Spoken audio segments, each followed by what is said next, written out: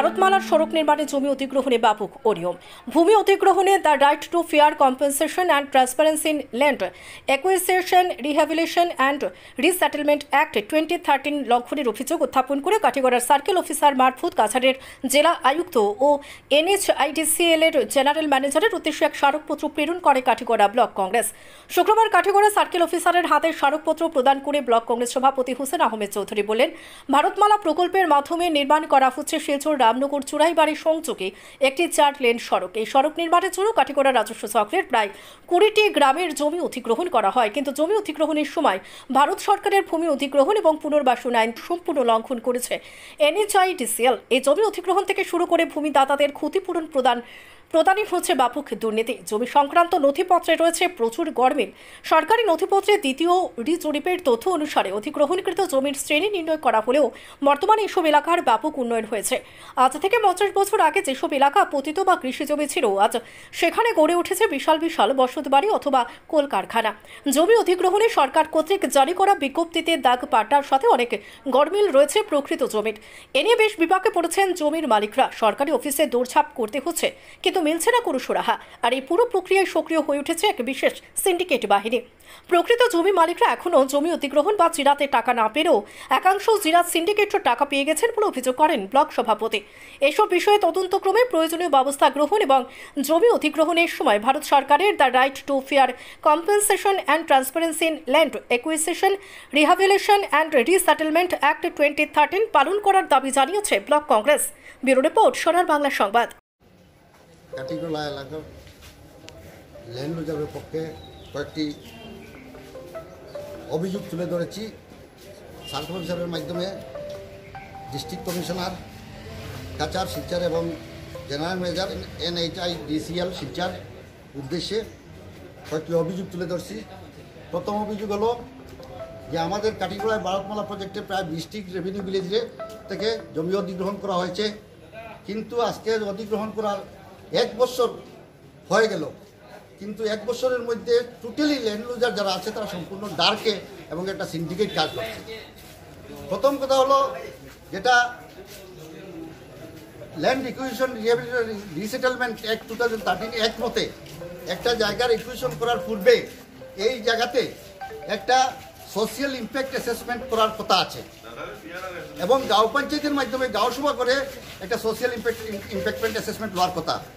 Social ইম্প্যাক্টমেন্ট বলতে বাদে এই প্রকল্প হওয়ার সঙ্গে সাথে যাতে জনগণের কোনো প্রতিবন্ধকতা না হয়, কিন্তু দেখা গেছে যে আমরা হয়তো এই রাস্তা হইলে আমরা জনগণের প্রতিবন্ধকতা দেখা দিতে পারে, যে প্রতিবন্ধকতা দূর করিয়া কাজ করতাম, কিন্তু আমরা বিপক্ষে নাই, প্রকল্পের বিপক্ষে নাই। যেহেতু আজকে ভারতমালা প্রকল্পটি কাটিগড়া অঞ্চলের প্রায় 20টি রেভিনিউ জমিতে 2 ভাগে ভাগ করিয়া নিছে, ডিভাইডেড পেটি ফিল্টার 2 ভাগে ভাগ করছে, যার ফলে একটা রাস্তার হাইট 6-7 মিটার উচ্চতা হবে।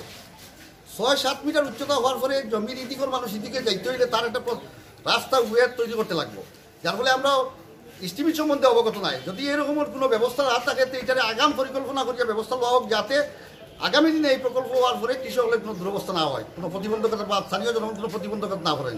যে প্রপার ড্রেনেজ ব্যবস্থা করার দরকার, যাতে আজকাল স্ট্যাগনেন্ট জলের অসুবিধা দেখা দেয়, তাই প্রপার কালভার্ট দিয়ে তৈরি করা হোক। দ্বিতীয় কথা হইল গিয়া যে আজকে যারা জমি গেছে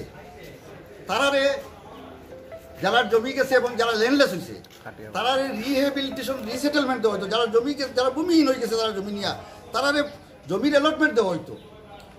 এই জমির রিহ্যাবিলিটেশন রিসেটেলমেন্ট এক মতে প্রত্যেক গাঁও পঞ্চায়েতে একটা রিসেটেলমেন্ট একটা কমিটি গঠন হইতো, গাঁও পঞ্চায়েত সভাপতি নিয়ে, কিন্তু কোনো কমিটি হয়েছে না। আমরা রিসেটেলমেন্টের কোনো ব্যবস্থা সম্বন্ধে আমরা অবগত নাই, কোনো ল্যান্ডলজারও অবগত নাই। কেউ জমি গেছে কি ল্যান্ডলেস হয়েছে, জমিন পাইব কি না, ঠিকা পাইব কি না, এটা সম্বন্ধে খুব সম্পূর্ণ আননোন। 3 নম্বর হতে হইল আমরা আজকে যে জমি গেছে জমিগুলা হইল কি আমরা 50-60 বছর আগে এই জমিগুলা জরিপ হয়েছে, সেই জরিপকালীন সময়ের রেকর্ডে কিন্তু সেই শ্রেণী ক্লাসিফিকেশনগুলা রেকর্ডে সন্নিবিষ্ট আছে।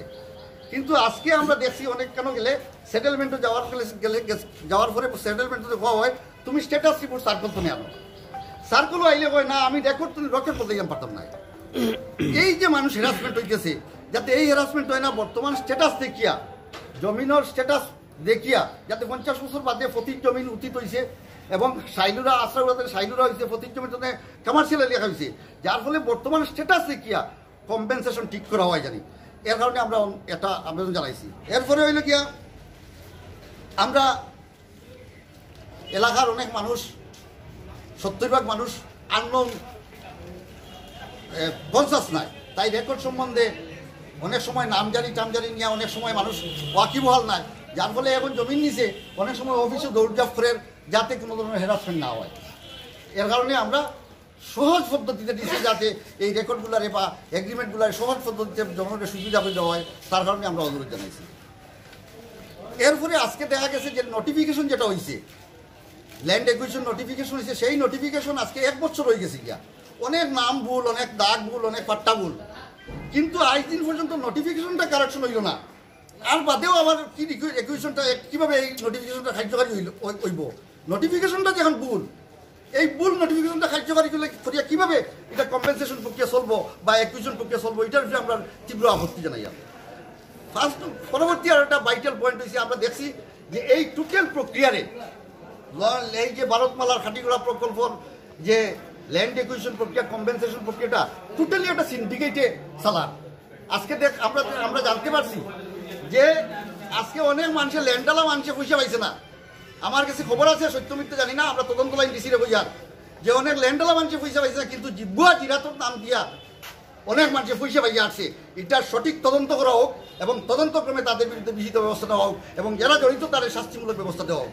আমরা সর্বশেষ অনুরোধ যাতে জেলাধিপতির কাছে সংবাদদাতার মাধ্যমে আমরা জানাতে চাই, আমরা অবগত করতে চাই প্রশাসনকে, যাতে আজকে কেটে যাওয়া মানুষের জমি গেছে, অনেক জমি হারা হয়েছে, হয়তো তার জীবনেও আর জমি কিনতে পারতেন এক টুকরা, কিন্তু যাতে তাদের উপযুক্ত তাদের কম্পেনসেশন দেওয়া হয়, উপযুক্ত কম্পেনসেশন তাদের যাতে কোনো ধরনের ডেপ্রাইভ না হয়, তার প্রতি আমরা আপনাদের মাধ্যমে দৃষ্টি আকর্ষণ জেলা প্রশাসন তথা ঊর্ধ্বতন কর্মকর্তাদের দৃষ্টি আকর্ষণ করছি।